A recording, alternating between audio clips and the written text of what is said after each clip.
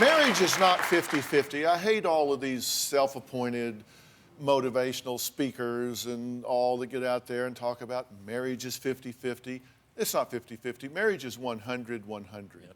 Everybody has to be all in all the time. It's 100-100. And it is a learned skill set. And I'll bet neither one of you did everything you needed to do to get ready to get married before you got married. I agree. And one of the things I want you to do now, 10 years into the mission, is to go through some premarital counseling. Thank you. Okay. 10 years into the mission. 10 years into the mission. I want you to sit down and talk about all the things that are topics in a marriage. Everything from parenting philosophy and religion and sexual expectations and division of labor and finances and future planning and all of those things that go into a marriage. And I want you to negotiate till you come up with a plan that both of you can be really excited about.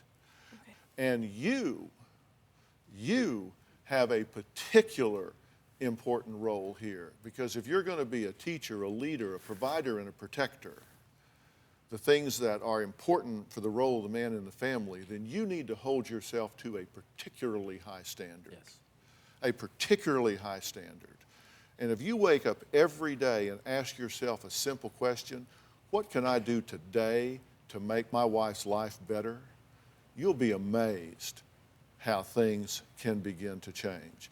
And I want to bring some help to you two, some professional help to you two. Thank you. In terms of some relationship counseling, to sit down and help broker this for you so you have a plan. I don't think you're in particular trouble here, but I do think that if, let's do some preventative work here. Let's do some planning for the future.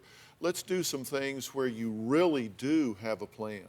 Okay. And then you have to make a decision as to who you let into your world and into your life. And if they want to focus on how you got into this marriage and what has happened in the past, and if that's toxic for your relationship, then you have to put up some barriers. If they say, you know what, we're going to come into this with an open mind and have an appreciation for there being a new day here. You're not perfect. Has he made some bad choices and bad mistakes? Yes. Have you made some bad choices and bad mistakes? Absolutely. Yes. You've been unfair. You can't run and cry on your mother's shoulder in the bad times and then expect her to forget about all of that when you feel better the next day. That's not fair to your mother to do that. It's not fair to your father to do that. And I'm sorry. So you really need to mature beyond that. I will. But extended family is very important. These children having relationship with all four of their grandparents is very important.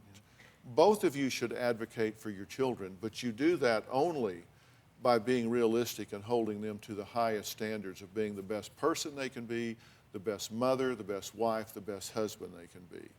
And you do that best by example rather than by preaching and words.